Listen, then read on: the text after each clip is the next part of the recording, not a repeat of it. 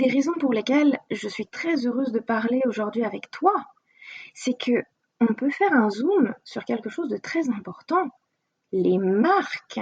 Ta marque, elle a une valeur quantifiée par un algorithme.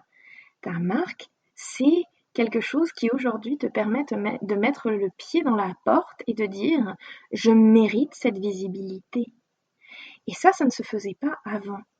Ce n'était pas possible. Maintenant, avec l'intelligence artificielle et l'apprentissage machine, ça l'est. Puis avec, bien entendu, l'info nuagique.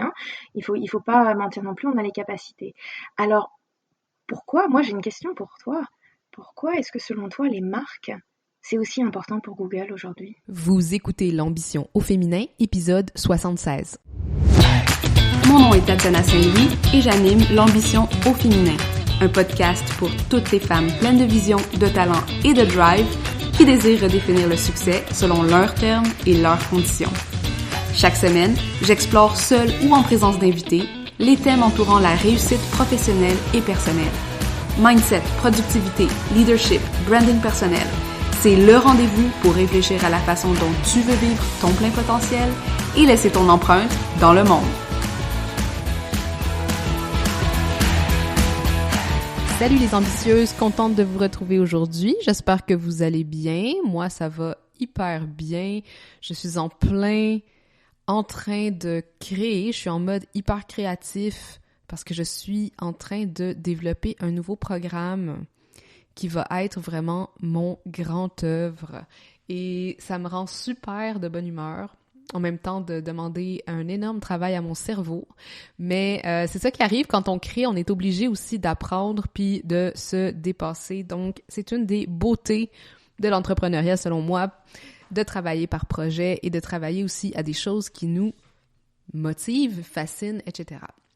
Alors aujourd'hui, c'est super intéressant. J'avais super hâte d'avoir cette conversation-là avec mon invité d'aujourd'hui parce que c'est une thématique qui me fascine et qui m'a toujours fascinée depuis que j'ai fait le saut entre la littérature et le monde académique et tout ce qui est les communications, le marketing et le développement de marques personnelles, de branding personnel, et j'ai nommé le SEO ou le référencement naturel.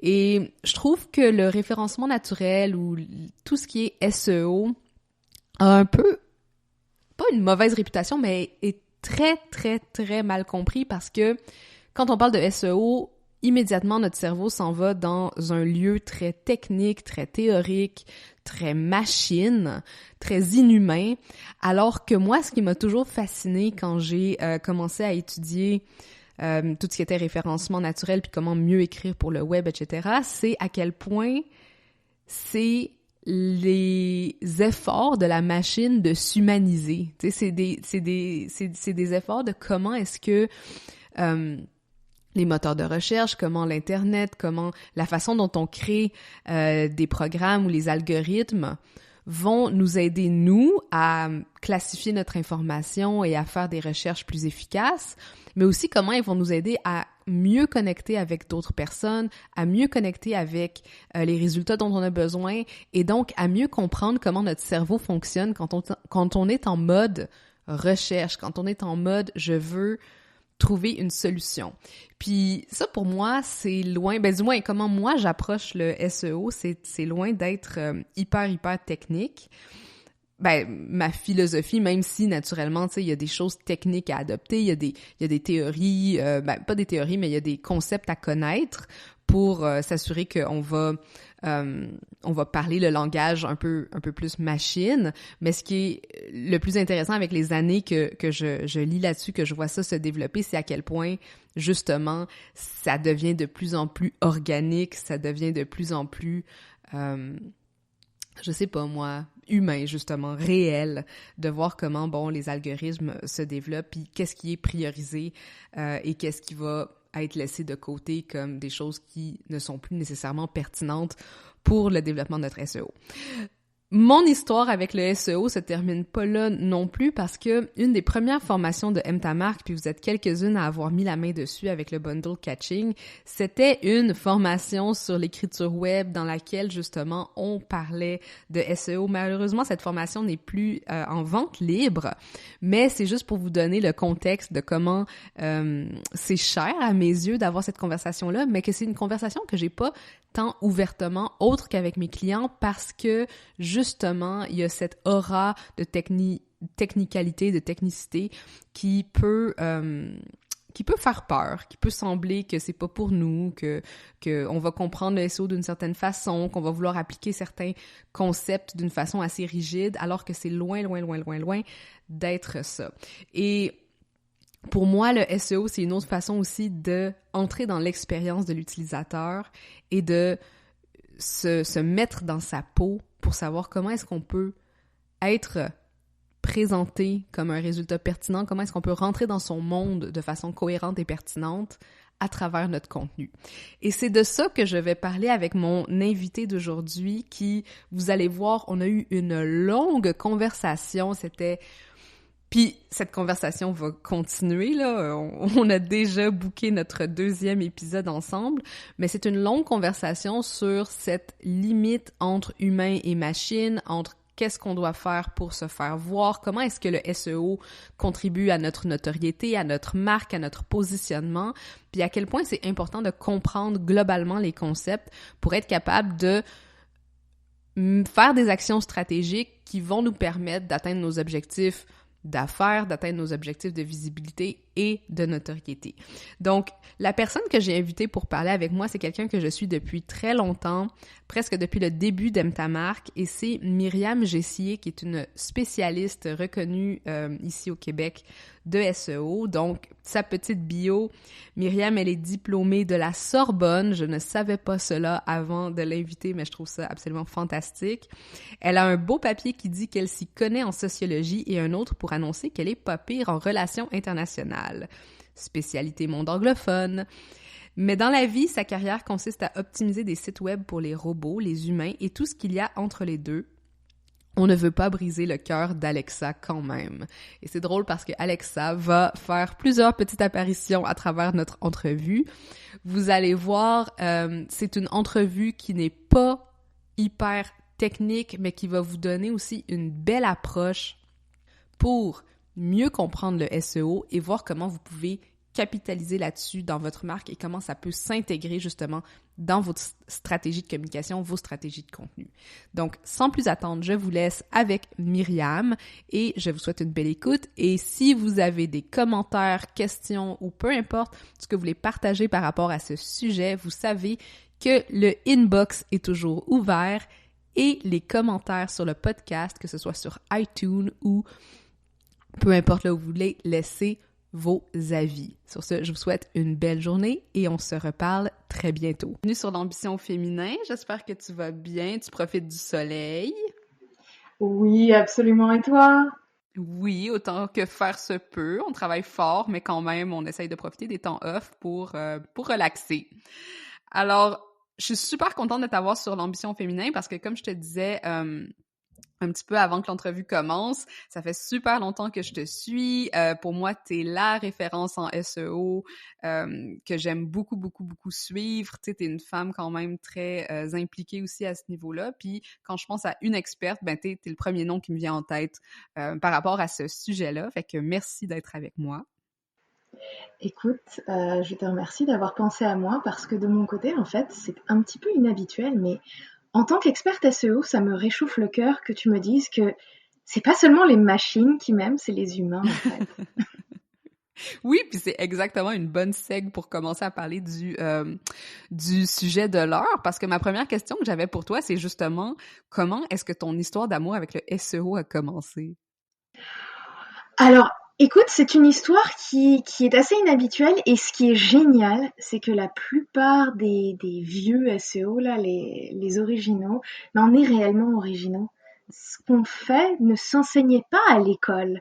La première fois qu'on m'a demandé mon diplôme en SEO, j'ai ri à gorge déployée et le recruteur a perdu ses moyens, en fait.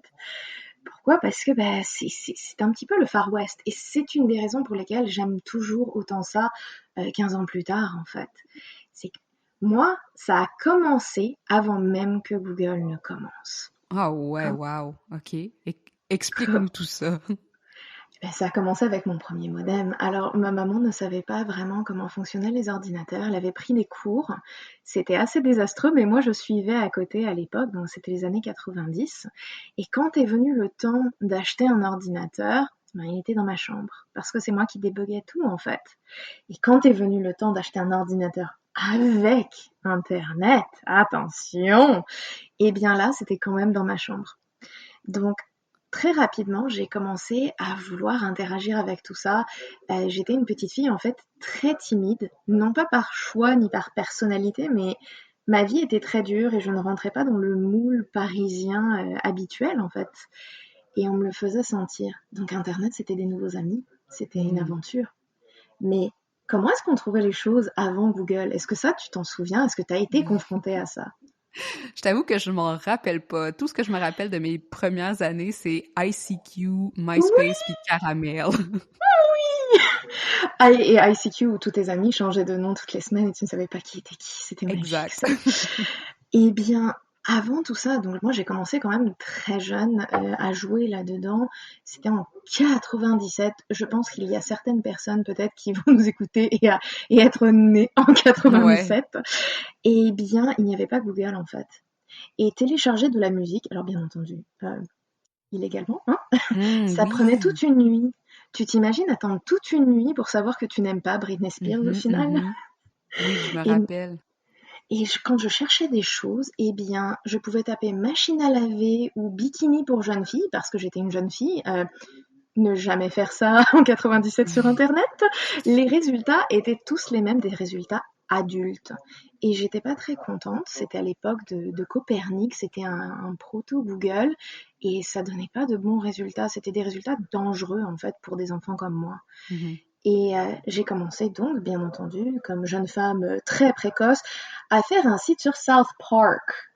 Oh, Oui, hein, clairement. ok. Clairement, le bon goût régnait.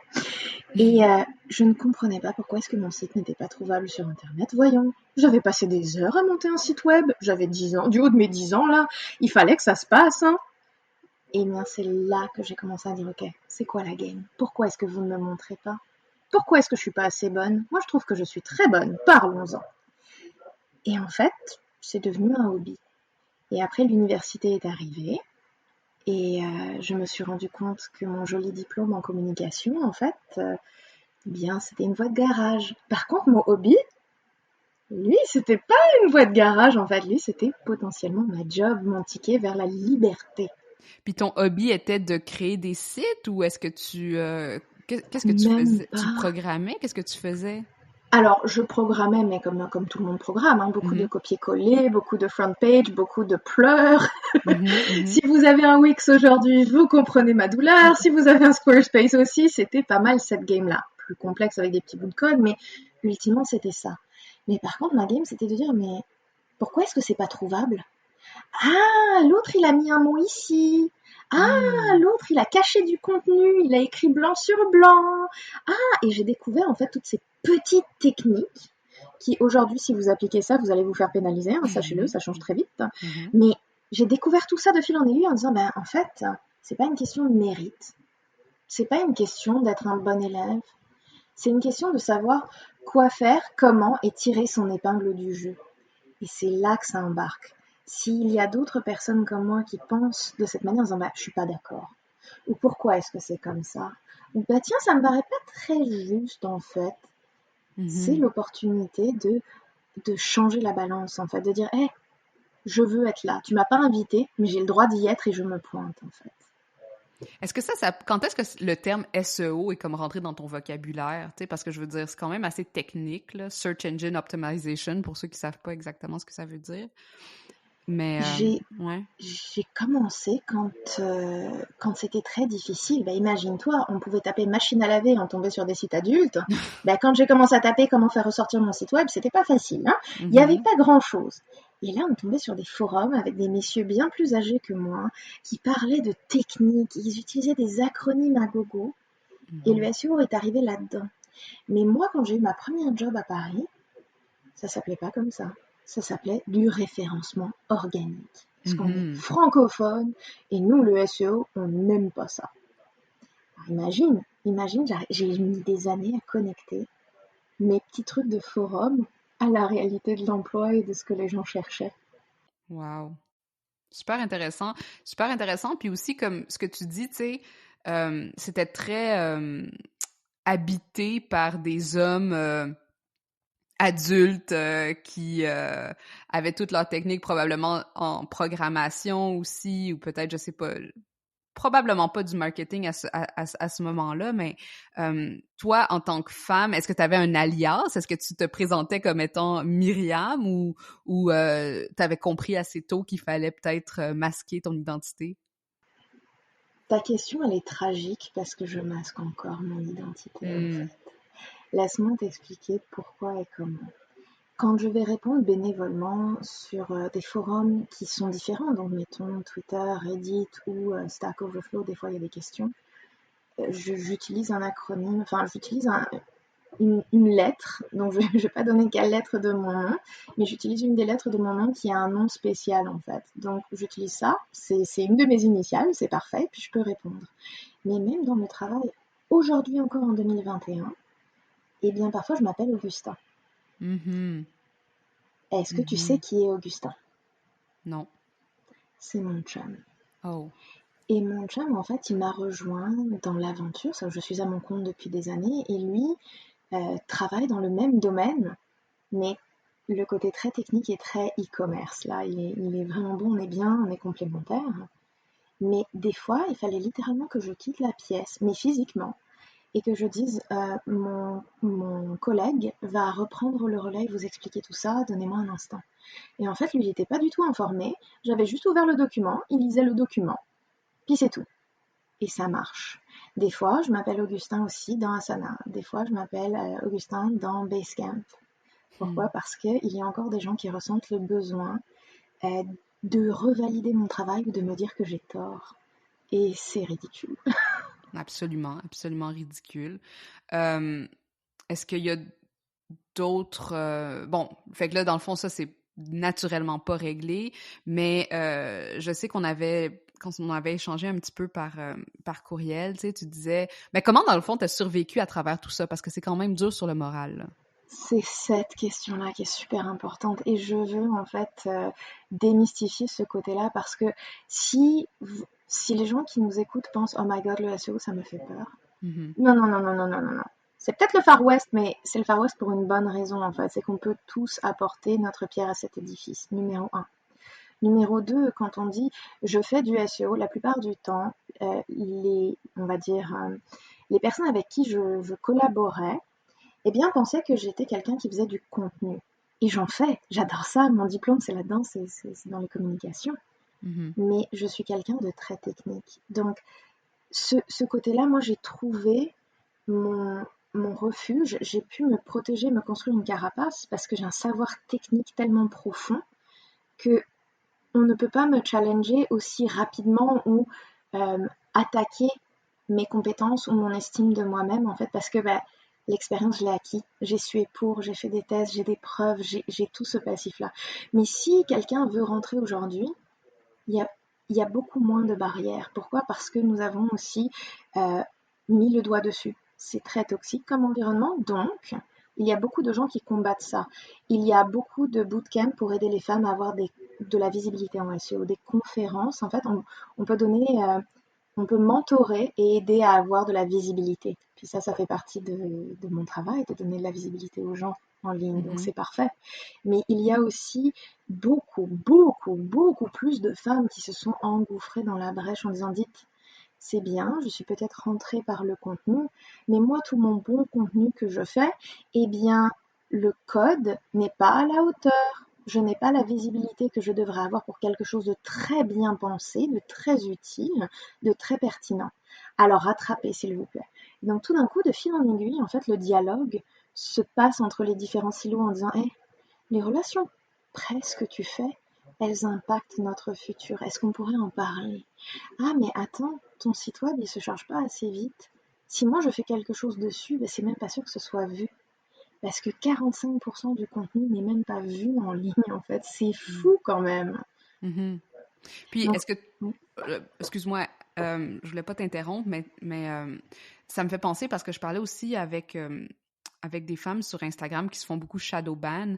Est-ce que tu considères qu'il y a eu aussi un gros travail pour enlever probablement les biais qu'il y avait dans ce Far West SEO ou de référencement au fil des années, là, depuis les 15 ans que tu travailles? Parce que plus il y a de femmes, justement, j'ai l'impression que la visibilité, que ce soit à cause que c'est un algorithme ou une personne elle-même, c'est un petit peu la même game, qu'il y a des gens qui vont être invisibilisés, comme les femmes, puis aussi les minorités.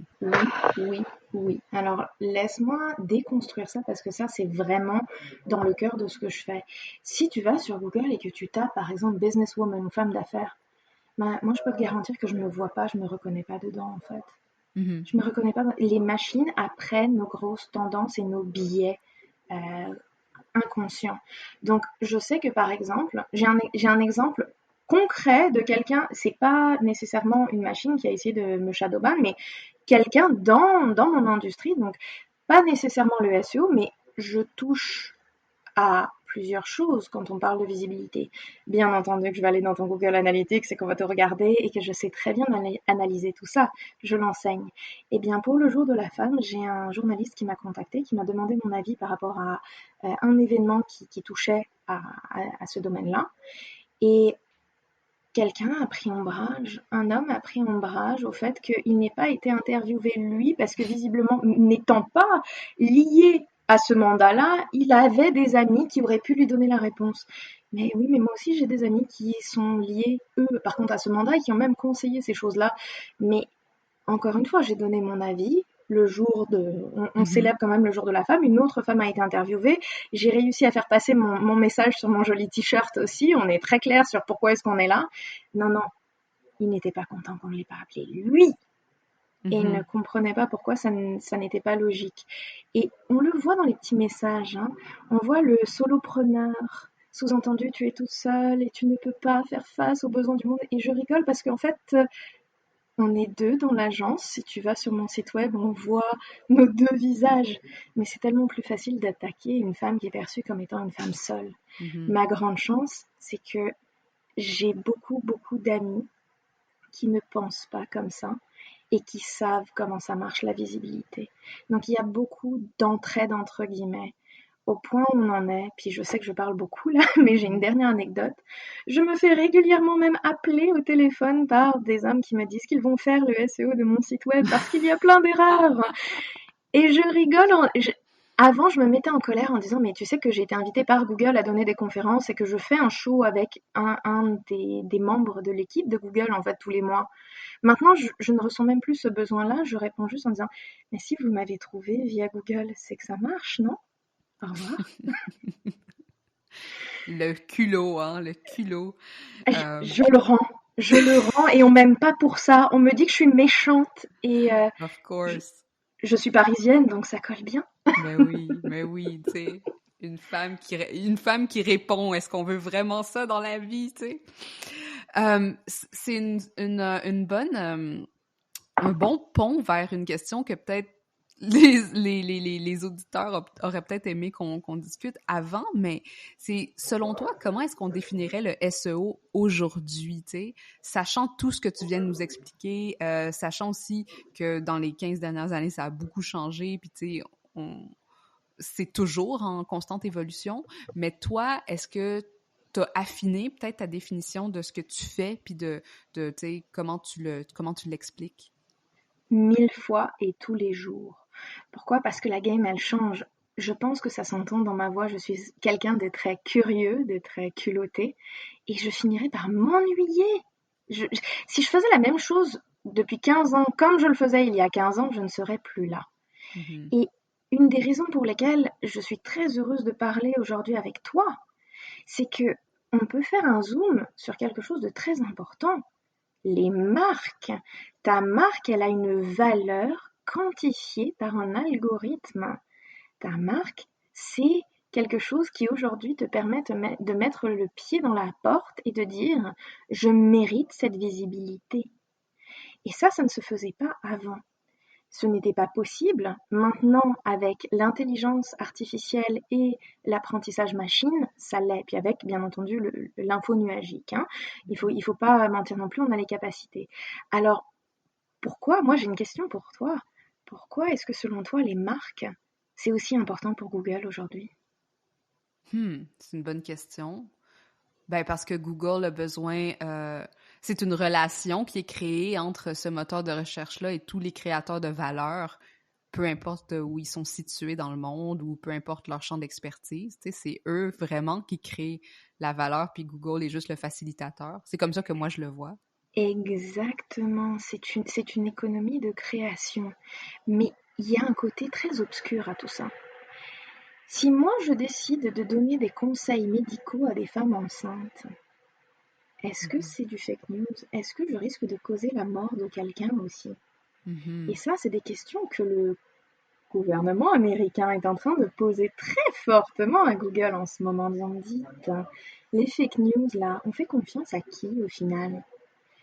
Et ça a changé, ça a beaucoup, beaucoup changé. Donc, on voit que pour Google, une marque, c'est une marque de confiance. Ça veut dire que des fois, à toute part égale, mettons que je vais publier un article et que tu publies un article et que par exemple, une troisième personne va publier un article qui reprend nos deux trucs, nous cite nous. Est-ce que cette personne peut ressortir numéro 1? Eh bien, par le passé, oui. Il suffisait de chaparder le contenu de quelqu'un d'autre au tout début de mon expérience. Personne ne payait pour du contenu, on copiait-collait, c'est tout. Puis c'était à qui le plus fort dans les autres jeux de ressortir. Le contenu, ça comptait pas. Puis maintenant, le contenu, il compte beaucoup. Et donc c'est pour ça qu'on a fini avec des énormes, le guide ultime du marketing web avec 5000 mots. Mais maintenant, c'est plus assez. On repart vers, ok, le contenu, ça prouvait ton expertise, mais qui tu es et ce que tu as fait dans le passé impacte notre perception de ce qu'on va montrer en fait. Donc ça, pour une marque, c'est très très très important. Louis Vuitton qui se plaignait que quand on tapait chaussures, non pardon, il y avait Louboutin et Louis Vuitton. Louis Vuitton c'était les sacs et Louboutin c'était les chaussures. Il se plaignait que beaucoup d'entreprises à la Wish ou à AliExpress là vendaient de fausses chaussures en faisant des publicités et en optimisant le SEO. Aujourd'hui, ça c'est plus possible. Aujourd'hui, Louis Vuitton, c'est Louis Vuitton et Google sait que cette marque-là, elle est liée à d'autres marques. Ils connaissent vos compétiteurs, ils savent comment vous évaluer, non pas juste pour vos mérites à vous, mais pour vos mérites par rapport à toute la gagne. C'est comme un badge d'authenticité, dans le fond, que Oui, Google essaie de donner. Non, c'est littéralement ça, ils le donnent maintenant, c'est en bêta. Pour vrai, intéressant. Oui, tu as des petites pastilles qui te disent en savoir plus sur cette entreprise et qui te donnent le lien Wikipédia, par exemple. Est-ce que tu veux savoir la suite des changements? Mais oui. Dis-nous tout. Eh bien, figure-toi qu'on parle de taper dans Google et on parle de mots-clés, mais la réalité en 2021, et on le sait plus ou moins tous, hein, c'est que parfois, les gens ils vont écouter notre contenu sans même le regarder. Donc, qu'est-ce que ça veut dire? J'ai peur de le dire parce que sinon je vais réveiller la bête, mais si je dis le mot OK et son nom, elle se lance et je peux lui poser des questions, ma petite Et j'ai littéralement eu des recettes qui me sont lues. J'ai des réponses de Google qui dit « Selon le site ABCDEF, il faut blablabla. Bla, bla, bla. » Et c'est assez fou parce que je deviens même impatiente.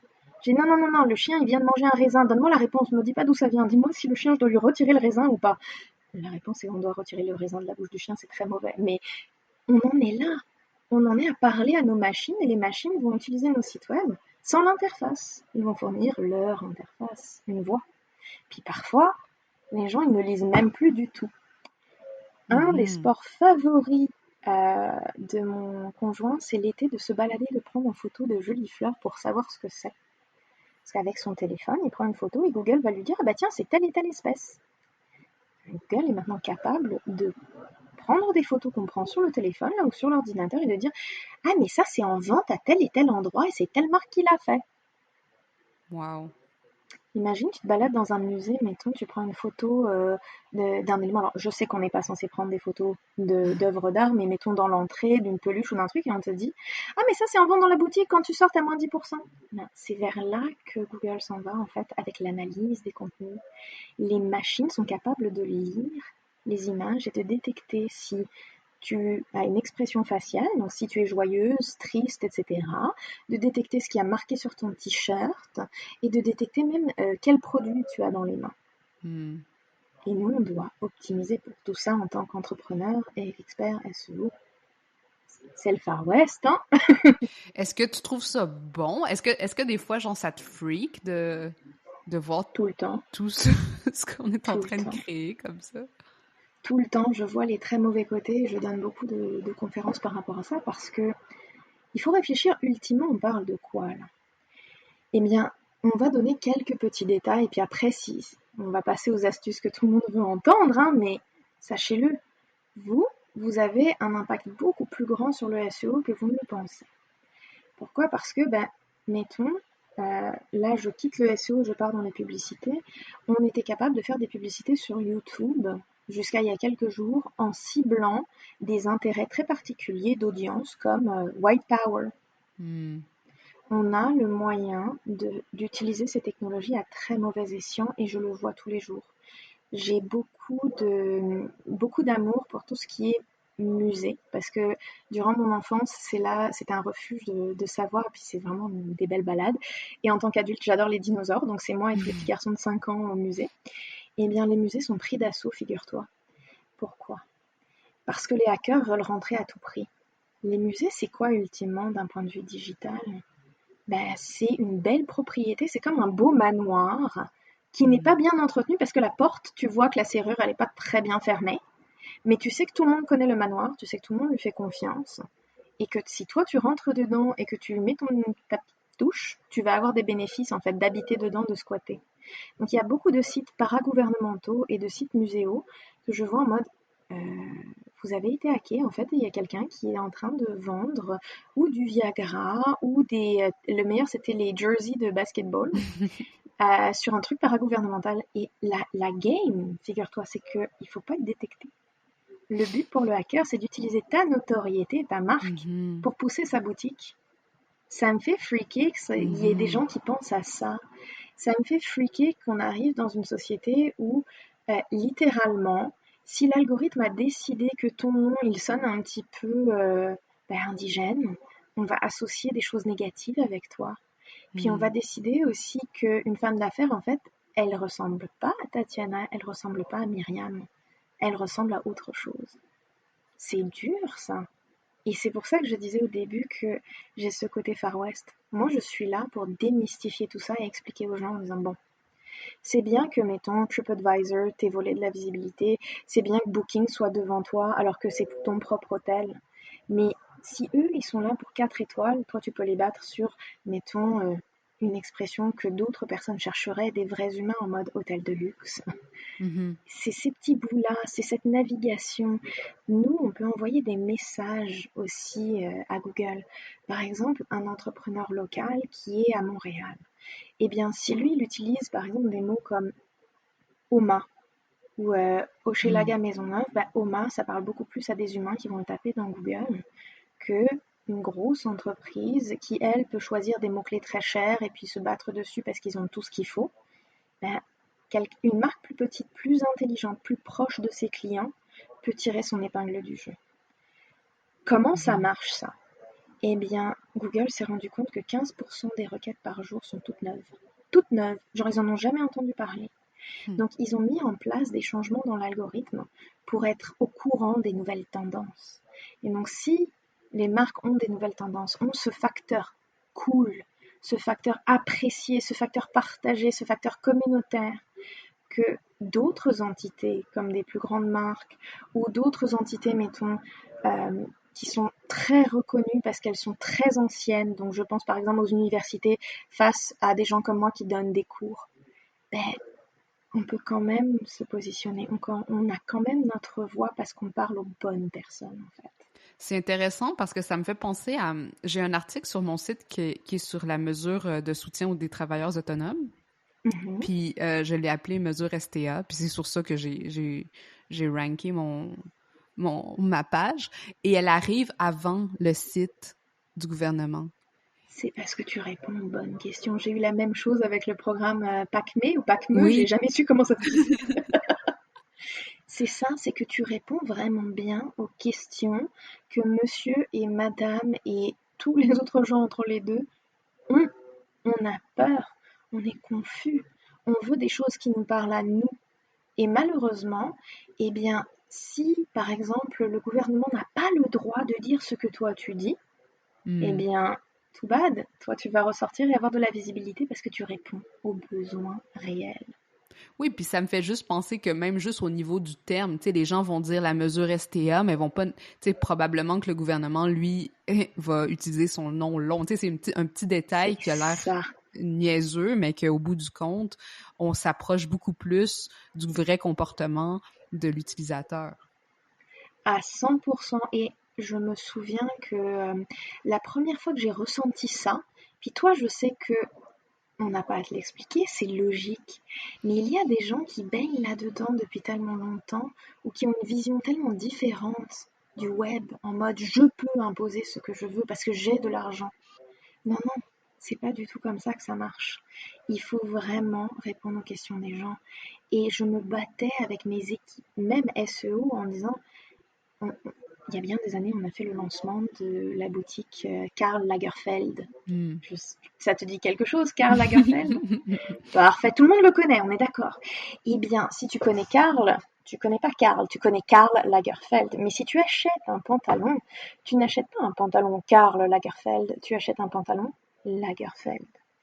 Et donc, je me retrouvais, mais vraiment il y a plus de 10 ans là, je me retrouvais avec des gens qui me mettaient comme mot-clé partout en spam jupe Karl Lagerfeld, jupe Karl Lagerfeld. Et je suis arrivée, j'ai dit à mon équipe, et pourtant c'était quelqu'un qui était senior à moi à l'époque. J'ai dit, mais est-ce que est-ce que tu as demandé aux vraies femmes comment est-ce qu'elles font leur magasinage en ligne?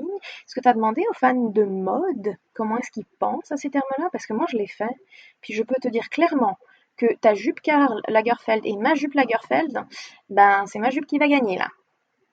Et ça, personne ne voulait le croire parce que on a un problème dans notre industrie. On est des savants fous, on s'accroche à des statistiques, on regarde des logs, on a beaucoup. Je connais la fin d'une ancienne version de Excel, 253 000. Voilà, tu vois, donc on sait que on peut jouer avec tout ça, mais ultimement, on est des humains. On a besoin de comprendre le comportement humain derrière, sinon, ça ne sert à rien d'utiliser le SEO. Et bien souvent, c'est ça que j'essaye d'expliquer aux gens, c'est que Google, leur but, avoué, hein, c'est de mimiquer le comportement humain. Donc, on se retrouve à essayer de faire des choses, on est en train d'essayer de mimiquer une machine qui essaye de mimiquer des humains. C'est ça mon travail. Et j'essaye d'amener un autre angle en disant, bah, si je te donne le mode d'emploi que personne ne t'a donné en t'expliquant comment les machines elles pensent et comment est-ce qu'elles font semblant d'être toi, tu n'as limite plus besoin de moi pour avoir du succès. Oui, il y a des grosses problématiques techniques parce que les machines, elles sont pas aussi intelligentes qu'on le prétend là. Mais ultimement, bien comprendre son public, ça fait beaucoup plus d'impact que juste du SEO tout court, juste de la rédaction. Il faut comprendre pourquoi est-ce que les gens y cherchent quelque chose. Donc, j'ai une question piège pour toi parce que moi, j'ai appris des choses comme ça. Est-ce que tu as acheté des assiettes récemment ou des bols ou n'importe quoi pour manger? Oui, disons des bols, oui, pour cuisiner, oui. C'est quoi la première inquiétude si tu achètes ça d'un artisan ou si tu achètes ça de quelque part qui n'est pas Ikea? Ma première inquiétude, je t'avoue que dans mon cas, c'est que ce soit fait en Chine, mettons. Mais tu vois, ça c'est le genre de choses qu'on va regarder. Donc si tu achètes local, déjà ça, enfin j'espère, c'est des vraies personnes qui habitent ici qui l'ont fait, pas une machine en Chine. Ouais. Mais la première question qu'on a toutes, à mon avis, une fois qu'on l'a déposé, c'est-à-dire qu'on l'a acheté, c'est beau et tout, puis c'est dans la cuisine et là on fait, oups, est-ce que ça va dans ma vaisselle? Ah oui.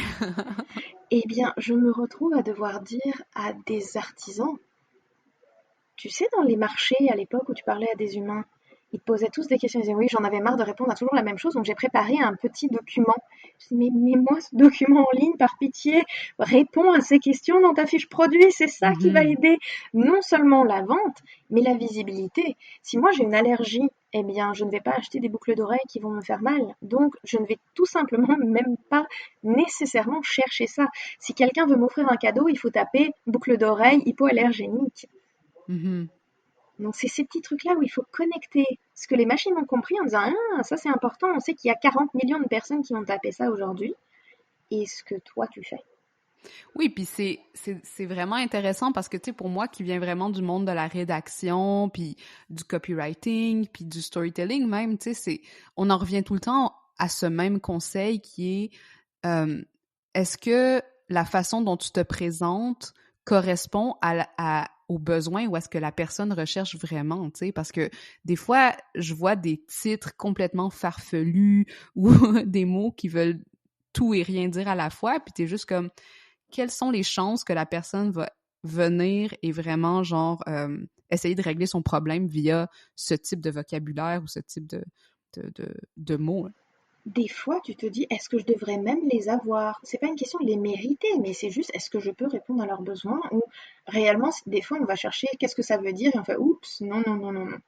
Donc, moi, j'ai une première astuce à donner aussi. Hein. Une vraie astuce SEO qui est très humaine.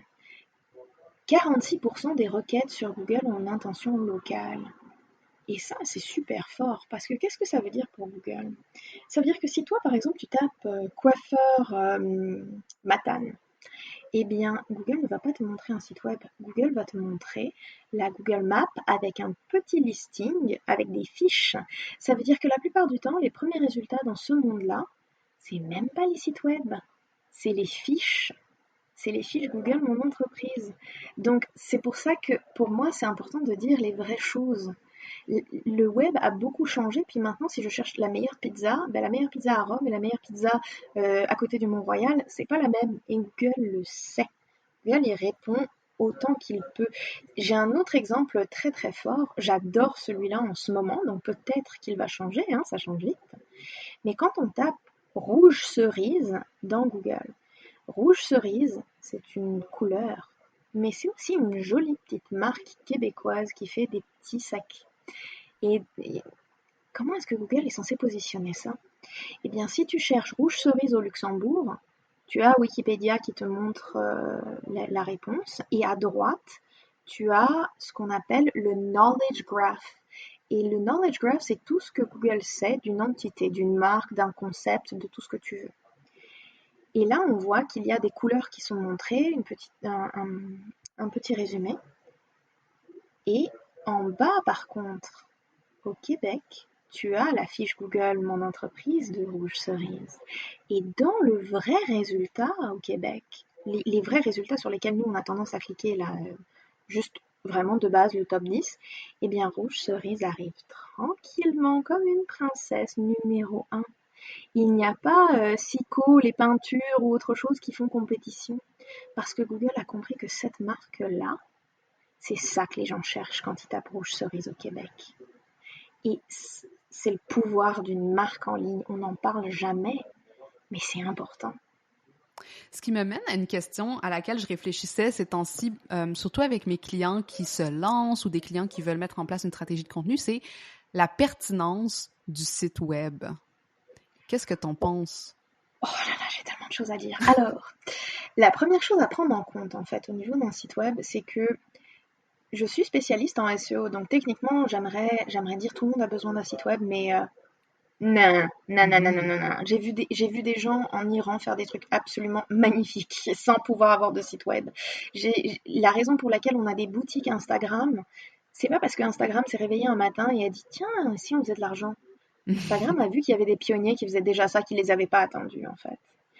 Et de mon point de vue à moi, donc moi je vais parler vraiment du point de vue algorithmique Google, ou moteur de recherche on va dire. On va rester juste moteur de recherche tel qu'on les envisage. Bien, Google passe de moteur de recherche à moteur de découverte. Donc avant même de parler de site web, il faut comprendre que ça c'est très important. Un moteur de recherche, c'est un moteur qui attend que quelqu'un vienne et tape quelque chose de spécifique. Donc c'est quelque chose qui sait que quand il y a un besoin, il peut y répondre. Un moteur de découverte, c'est comme Pinterest, c'est comme Instagram, c'est quelque chose qui est personnalisé sur tes besoins, qui essaye d'anticiper ce qui va t'intéresser. Et Google fait ça depuis pas mal de temps. Oh mon Dieu, je l'ai lancé. Oups. On va le laisser se calmer.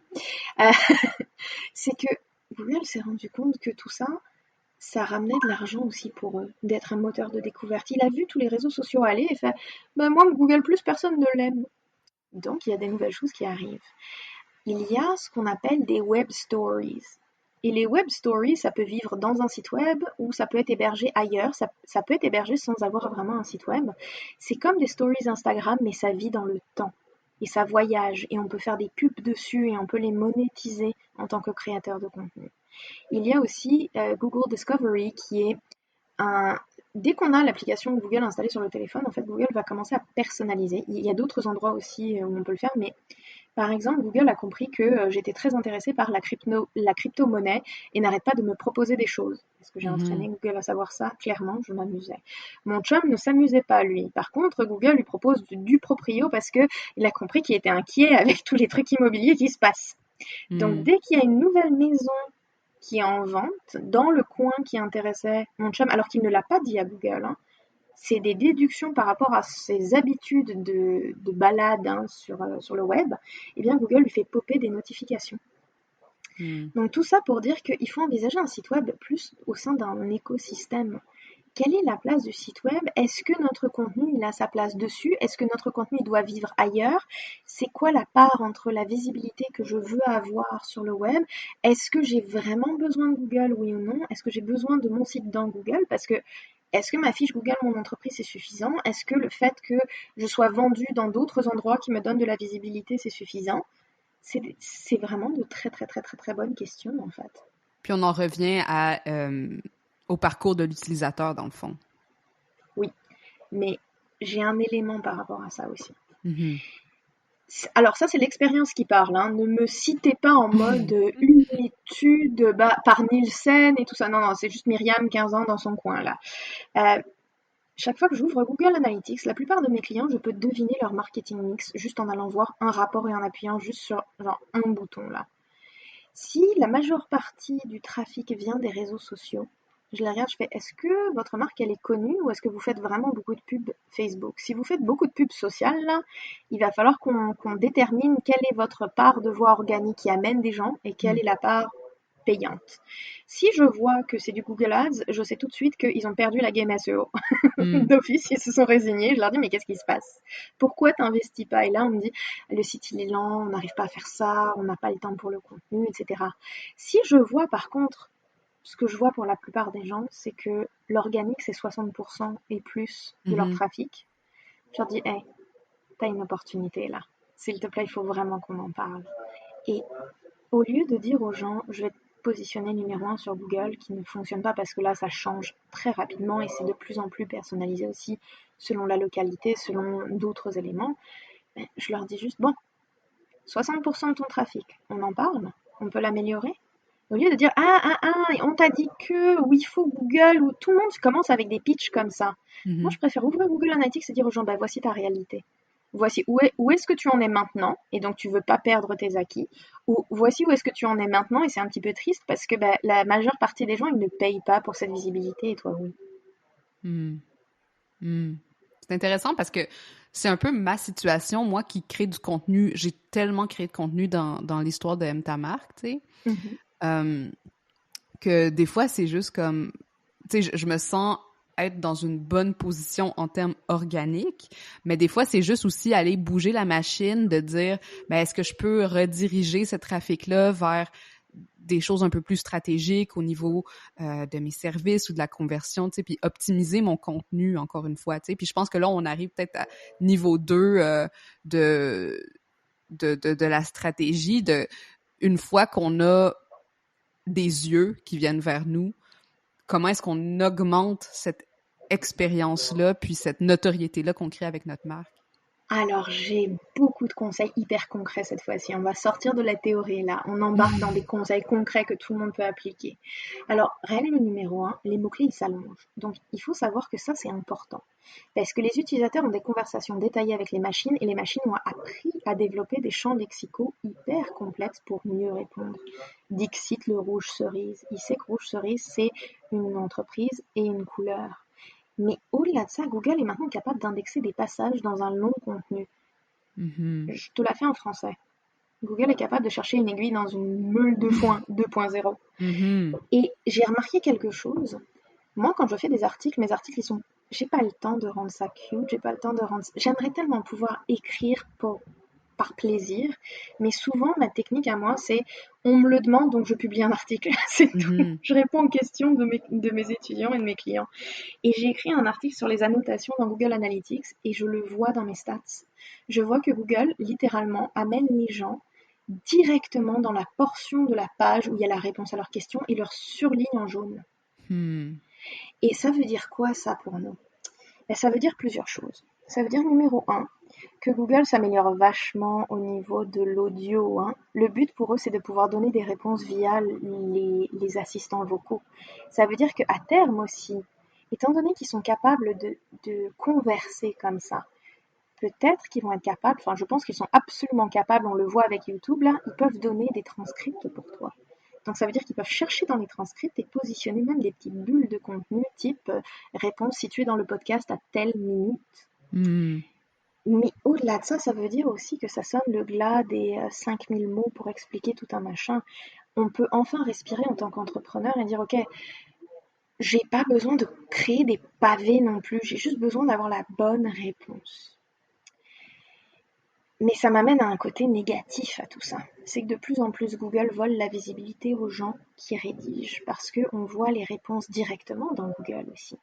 Donc là, il n'y a plus de trafic. Les gens ont la réponse grâce à ton contenu. Merci beaucoup, Tatiana. Mais c'est via Google, donc il n'y a même plus besoin d'aller sur ton site. Donc en fait, tu ne sais même pas qui t'a vu. Et ça, c'est très dur. Mais on est en période de changement. Donc si jamais ça arrive à une entreprise, il faut prendre pour acquis que Google vous juge comme expert en la matière. Google a décidé de vous mettre en position 0. C'est même pas position numéro 1, c'est un must si votre réponse à vous doit être affichée. Et ça, c'est quelque chose de très très très important. Pourquoi? Parce que Google a des consignes qui s'appellent les EAT. Est-ce qu'on t'en a déjà parlé de EAT? Je t'avoue que j'ai regardé une petite présentation par une certaine Myriam Gessier et j'ai vu qu'est-ce que ça voulait dire, mais je suis vraiment, vraiment excitée à ce que tu nous en parles. Eh bien, c'est 175 pages dans un PDF et c'est de la merveilleuse lecture de chevet si vous voulez vous endormir. Mais, pour ceux qui restent debout et qui lisent tout ça, eh bien, ça souligne que Google est vraiment en train de redonner le pouvoir aux entités, aux humains bienveillants. Qu'est-ce que ça veut dire bienveillant? Je ne demande pas que vous soyez des élèves modèles, je vous demande juste de répondre aux besoins de vos utilisateurs. C'est tout. Et donc, les consignes, elles sont très claires. Il faut montrer une expertise. Donc, une expertise, c'est un peu spécial, parce que tout le monde est expert sur Internet, même les chats. Donc l'expertise, c'est est-ce que tu as des diplômes ou est-ce que tu as une expertise sur le terrain? Donc par exemple, toi, tu as sûrement des jolis diplômes et ça compte, mais la réalité, c'est que ce qui compte, c'est ce que tu as construit sur le web. C'est ce que tu as construit et ça, Google voit. C'est un petit peu comme si tu étais en train de passer tes classes et remettre tes devoirs en public. Donc selon ton niveau d'expertise, tu peux parler de différentes choses. Un médecin peut parler de choses médicales. Un banquier peut parler de choses financières. Est-ce que... Pardon, j'ai eu un petit problème logistique avec mon genou. Est-ce que toi, tu peux parler de ces sujets-là? Oui. Est-ce que par contre, tu vas pouvoir te positionner aussi bien que, mettons, le fonds FTQ? Non. Mais par contre, il y a des expertises où Google va faire on a beaucoup plus de flexibilité. Donc, quand c'est très serré, donc ça... L'expertise, elle est requise quand tu parles de sujets qu'on appelle des sujets acronymes YM, YL, Your Money or Your Life. S'il y a du fake news qui peut endommager la sécurité des gens, la santé des gens, la santé financière des gens, Google est très strict. Mais par contre, si on parle d'autre chose, eh bien, on peut se lâcher un petit peu plus loose et en parler.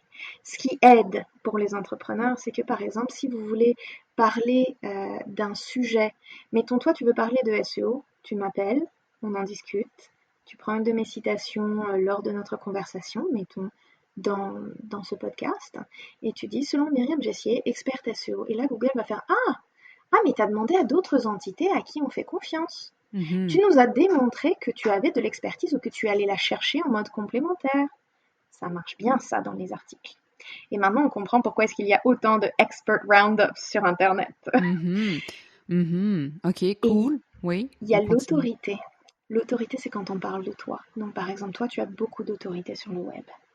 Le dernier point, c'est le charisme digital, la fiabilité. Est-ce que tu es de confiance ou est-ce que ton entreprise ou ta marque, elle est listée comme étant négative? Est-ce que les gens se plaignent? Est-ce que tu as des mauvais avis qu'on trouve très vite? Il y a des humains qui vont regarder ces 3 critères et noter ton site ou ta page et fider ça à Google et dire « Hey, fais attention à eux, ils sont pas très bons. » Puis ça, ils font ça notamment avec leurs Google Reviews puis tout ça. C'est exactement ça. Le EAT, c'est le guide pour les gens qui font les reviews, en fait. C'est des humains qui sont en train de dresser la machine en ce moment pour que la machine elle puisse le faire toute seule. Et dès qu'ils déploient ça en masse, tu peux être sûr que l'impact va être ressenti. Parce que moi, j'ai eu une de mes clientes, on a fini par arrêter de travailler ensemble parce que, littéralement, l'expertise, Google ne l'acceptait pas. Alors, l'autorité était en train de décliner, les gens les citaient de moins en moins, et la fiabilité, tout le monde disait qu'il y avait des meilleurs sites web qu'eux. Et j'arrêtais pas de leur dire, vous devez travailler sur votre marque. Et ils me disaient, non, c'est un problème technique, Myriam. Non. On en revient, puis c'est là que, justement, tu sais, ton expertise, mon expertise, tout ça se combine ensemble pour créer, justement, l'autorité de marque, puis à quel point, moi, je dis tout le temps, ta notoriété, c'est ton vrai money maker, tu sais. Oui. Il y a pas, c'est pas ton site, c'est pas tes followers Instagram, c'est pas rien d'autre, c'est vraiment ce que tu es capable de créer comme valeur autour de ton nom, que ce soit le nom d'une entreprise ou ton nom personnel. Puis après ça, comment tu vas pouvoir transformer ça en valeur réelle. Et c'est là où, en fait, on peut ramener ça. Alors, je sais qu'il y a pas mal de monde qui va se dire, mais Myriam, elle dit qu'elle est technique et on n'a pas parlé de technique du tout. Mais si, c'est que ça recoupe, en fait. C'est qu'il y a une très grosse annonce en ce moment. Le mois prochain, Google va commencer à prendre en compte des nouvelles métriques pour le temps de chargement. Mais il faut revenir exactement à ce que tu disais. C'est que pour Google, si Google estime que les utilisateurs ont une mauvaise expérience sur un site, la visibilité qu'il accorde à ce site va en pâtir. Et ça fait partie de ce qu'ils appellent le PageRank Experience. Donc c'est vraiment, ils essayent de positionner les bonnes expériences parce qu'ils comprennent bien que la notoriété, c'est très important. Mais l'expérience contribue à la notoriété. Ça veut dire que la plupart du temps, si quelqu'un va te trouver toi ou moi, c'est qu'ils ont entendu parler de nous. Mais si jamais, quand ils tapent dans Google, le site web, il est très lent, il n'est pas agréable, il y a 40 000 pop-up devant, sur mobile, c'est un désastre, ils vont dire, on ne te fait pas confiance. Ta notoriété, elle ne suit pas sur le format digital, là. Tu n'es pas en train de... Tu ne nous envoies pas un signal de confiance, on a peur. Donc, c'est pour ça que tout le monde est stressé en ce moment. C'est vraiment la grosse nouveauté. Il y a 3 métriques pour mesurer, en fait, si ton site web, il est stable visuellement ou s'il y a des pop-up ou des pubs ou des trucs qui le font bouger partout. De vérifier s'il se charge vraiment vite. Et dernier point super important, est-ce que des humains sont capables de faire ce qu'ils sont venus faire sur le site? Est-ce qu'ils sont capables de cliquer sur le bouton ou est-ce que c'est de la torture à attendre? Ouais. Définitivement. L'expérience globale de l'utilisateur. Super intéressant. Écoute, je pourrais parler de ça avec toi pendant des heures, je pense. C'est tellement fascinant. Puis il y a plein de pistes qu'on n'a même pas eu le temps d'explorer, comme toute cette création de contenu audio, le référencement sur les autres plateformes de recherche comme YouTube ou tu sais, qu'est-ce qui se passe maintenant avec le podcast, puis, tu sais, tout ce qui vient autour de la reconnaissance vocale, là, comme on a expérimenté aussi avec tes propres petites techniques de ton côté. Mais on va devoir s'arrêter ici. Mais je voulais savoir, si on veut avoir beaucoup de ton information, est-ce que tu donnes des cours? Est-ce qu'il y a ton blog naturellement? Tu sais? Puis ça, c'est une grosse question. Puis je veux pas m'embarquer, mais j'avais envie de te poser la question, blog, oui ou non? Oh mon Dieu, en fait, je m'excuse, Tatiana, mais il faudrait qu'on se reparle. J'aimerais vraiment qu'on en reparle un jour, parce que oui, on a beaucoup de choses à aborder. Alors, on va faire comme un carry-on quand on partait là avec les low cost, hein, Oui. petite valise avant de partir.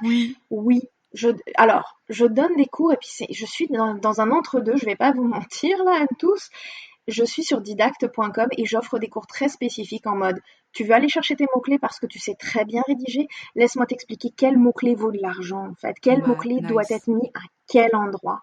Mais j'en développe aussi d'autres, donc par exemple le cours spécialement pour Shopify, du SEO, comme il en faut pour des entrepreneurs, pas juste des gens qui voudraient devenir SEO, il est en cours. Si vous voulez me retrouver par contre ailleurs, moi et mon collègue et partenaire de vie et d'affaires, on enseigne dans certains cégeps aussi et on enseigne sur Isarta. On donne aussi des cours personnels, mais ça c'est plus pour... tu as une petite équipe et tu veux maximiser le savoir et tu veux qu'on te parle par exemple seulement de comment améliorer la visibilité de ton podcast, on est là. Tu veux quelque chose de très spécifique parce que ABCD, c'est plus dans ces moments-là. Mais le but pour nous retrouver, n'hésitez pas à nous poser des questions, en fait, que ce soit via les différents canaux sociaux ou via courriel. Comme je l'ai dit, on répond aux besoins des gens via des articles de blog. C'est peut-être pas les plus beaux. Un jour, je prendrai le temps, hein, on dit tout ça, là. Mais pour moi, mon but, c'est d'être utile. Donc, si vous avez des questions inhabituelles, je les pose aux gens où je connais les réponses. Donc, quand je n'ai pas les réponses, je demande à mon ami Martine Split en public et ensuite j'écris quelque chose. Ça peut être Martine ou ça peut être d'autres personnes, bien entendu. Mais le but pour moi, c'est d'aider les gens. Donc, si vous voulez me retrouver, n'hésitez pas à me poser une question. Déjà, c'est un bon moyen de connecter avec moi. Ça pique ma curiosité. Magnifique. Je vais mettre tous les liens vers les cours, vers ton site, vers tes blogs, vers tout ce que je vais trouver sur tes ressources vont être dans les notes de cet épisode.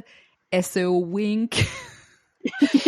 Mais c'était absolument... Oui, vas-y. J'ai une dernière chose. Alors, s'il y a quelque chose à mettre sur ma pierre tombale ou la pierre tombale de cet épisode-là, un blog mort, ça vaut pas le coup. Je préfère pas de blog qu'un blog mort. S'il vous plaît, mesdames et messieurs, pas de blog qui date de 2016. Sinon, vous retirez les dates et vous appelez ça le centre de ressources. Nice. Super bon dernier conseil. Encore une fois, je pense qu'il va y avoir une prise 2 à cet épisode. Si vous êtes intéressé à revoir Myriam sur le podcast, laissez-moi savoir parce que je trouve qu'elle nous a partagé des super belles ressources et j'aimerais beaucoup te recevoir encore. Mais bref, ou continuer la conversation avec toi, point.